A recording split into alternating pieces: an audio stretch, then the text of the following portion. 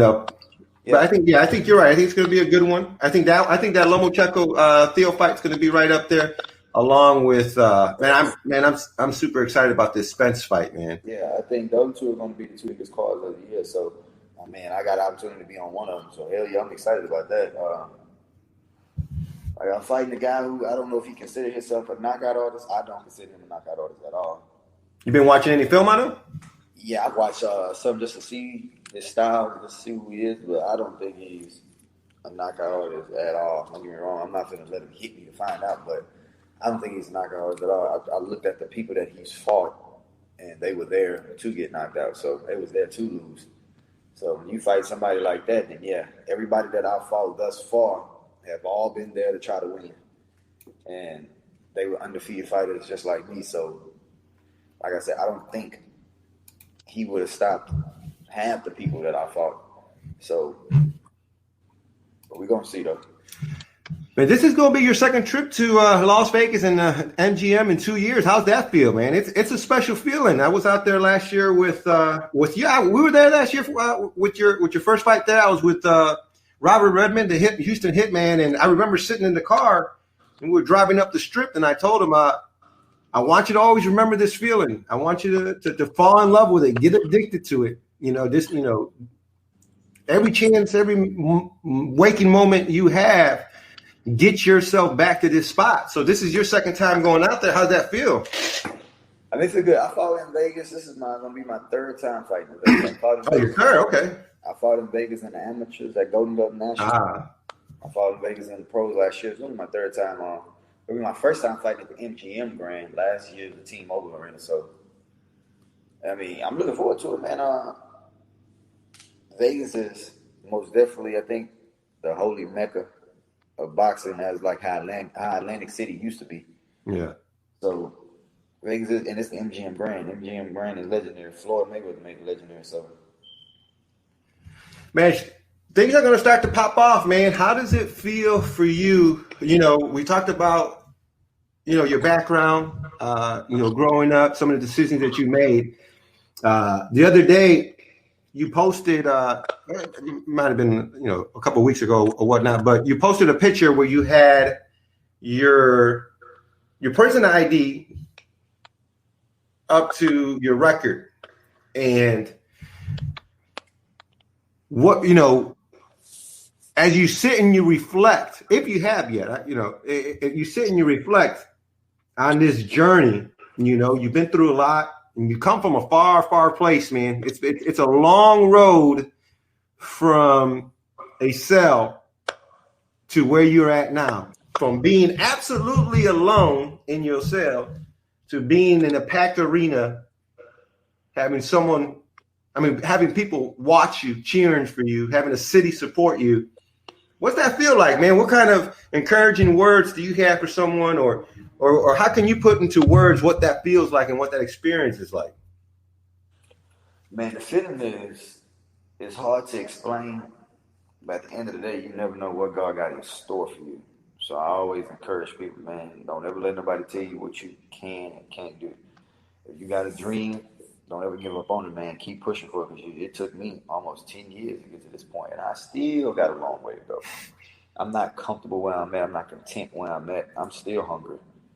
So with that being said, when I look back on my life, and from being in that 6x9 cell to me having my own house right now, I'm about to fight on TV, on ESPN. And so my life did a whole 360. A lot of people don't even know that I've been to prison because of the way that I act. I don't act institutionalized.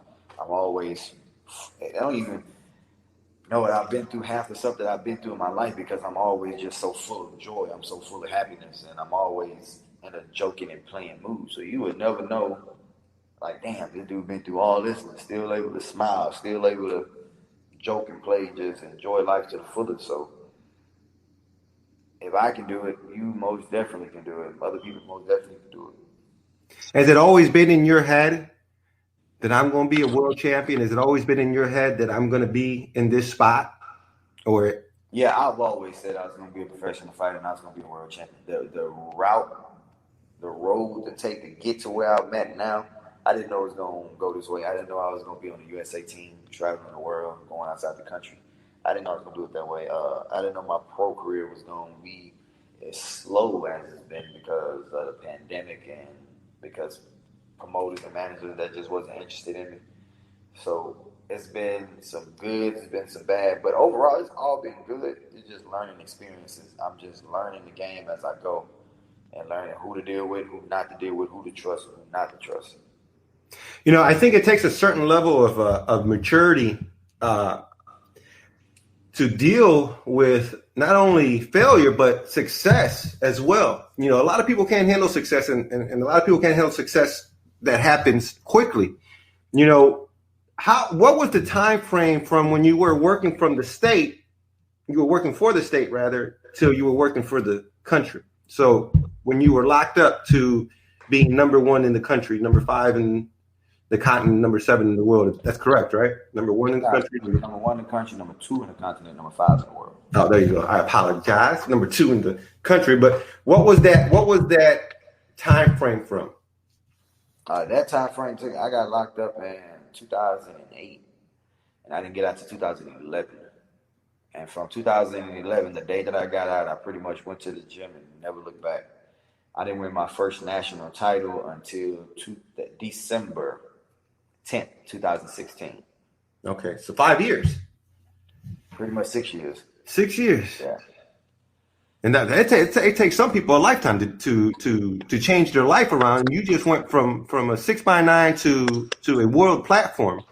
What's your motivation, man? What is it that you keep telling yourself to keep pushing, to keep getting up, to keep doing the work? Man, that's all I got.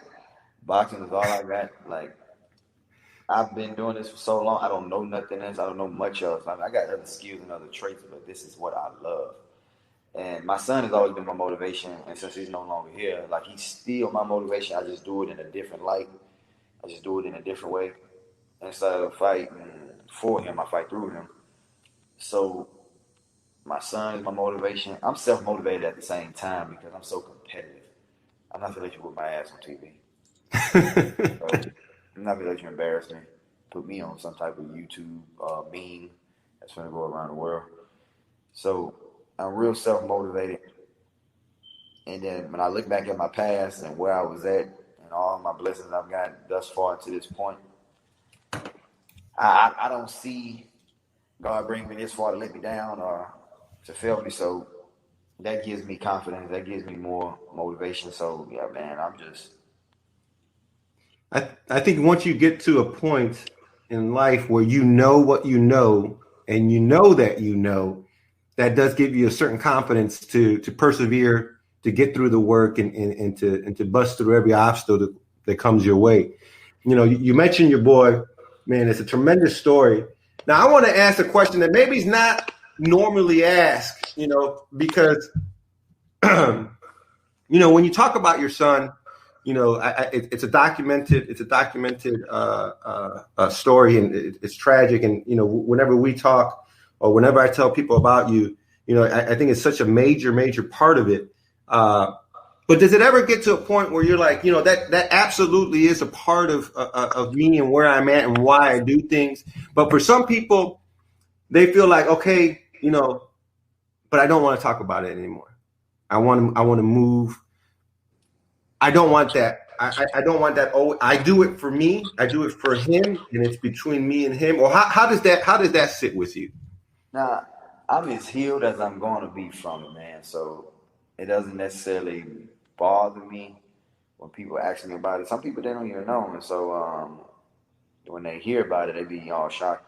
But I'm as healed from it as I'm going to be. I think that's a great way to put it.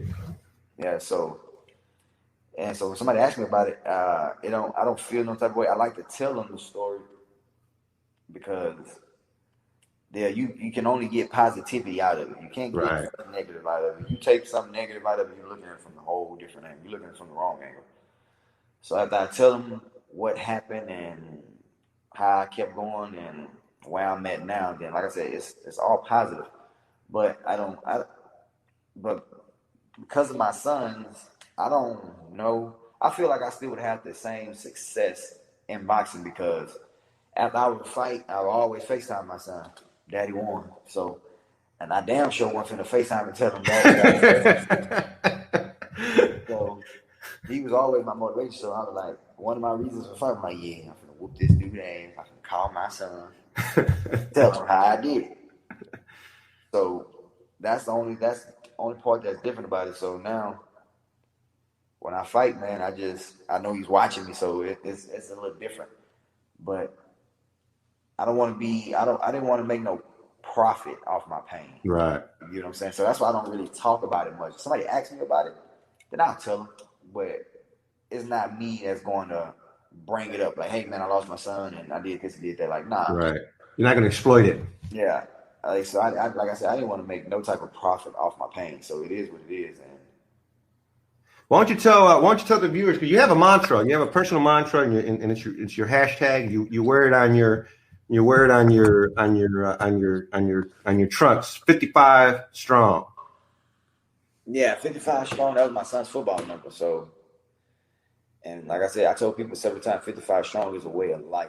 You're doing, just these in life. If you're just living your life, doing right by others, doing your charity works, and it's almost like a religion, but it's not a religion. Like if you're doing what you're supposed to do, as you know you're supposed to do as a human being, when you're honest with yourself, when you're honest with others, you treat people fairly, and you be a man or a woman of your word, and you do right by others, and you don't let nothing stop you or don't let nothing break you, you're 55 strong. You've been through some type of trial and tribulation, and you came out on top, and you didn't fail down, you kept getting back up because you refused to quit, and you're 55 strong too.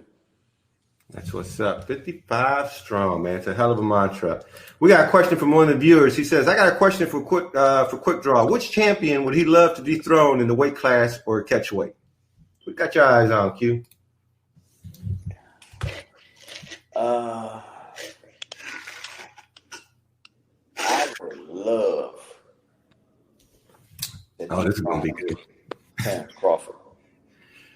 That's a bad man. So because he's still on the pound for pound list. So me dethroning him, then you get all the recognition. Like the whole world is going to know who you are after that point. And then it wouldn't take me long to set up a fight between me and Earl because it'd be Houston versus Dallas. It's like a football game. So and I think that'll be exciting because I got a lot of love and respect for Earl, but I know he wouldn't duck the fight, and I just think that'll be exciting. Houston versus Dallas. 147, man, that's a loaded weight class right there. You got a lot of action. Yeah, I think 147 and 154 are the two most loaded weight classes. And those are both your weight classes, correct? Yeah, I've been fighting 54. I've been fighting 54 starting. I was just gradually going down to 47. My last fight was at 47. This fight just happened to be at 48. So, but I'm campaigning at 47 until I win my first world title. But if I have an opportunity to go to 54 in the meantime, to beat somebody who they said I can't beat or get more, just take an exciting fight that'll give me more attention and give me more recognition, then yeah, I'll take that fight, but I campaign at 47. Now, 147, when you've had the opportunity to spar a lot of these guys, the Earl Spences, who all have you had an opportunity to work with at that weight or around that weight? I sparred the two best in the world, Terrence Crawford and Earl Spence at 147. So, and how was that experience? Did you you walk out thinking, yeah, I belong here? Yeah, most definitely. I walked out like, yeah. Yeah. And then I was still an amateur at the time. Now I'm more pro, I'm more seasoned. So yeah, but I reach out to these guys all the time to ask for sparring. Like I seek work. I don't sit back and let somebody come to me. I ask. If it ain't Regis, if it ain't Jamel Charlo, if it ain't Earl Spence, I ask Derek James. Like I ask these people. I mean, you need any type of work? If you do, let me know. I'm here. So sometimes they hit me back, sometimes they don't. Sometimes they can use them, sometimes they can't. But I'm never waiting around. I'm always trying to perfect my craft, get into the best shape ever. Because when I'm in there with somebody who's great, it makes me fight great. Absolutely. Iron sharpens iron. Houston, we are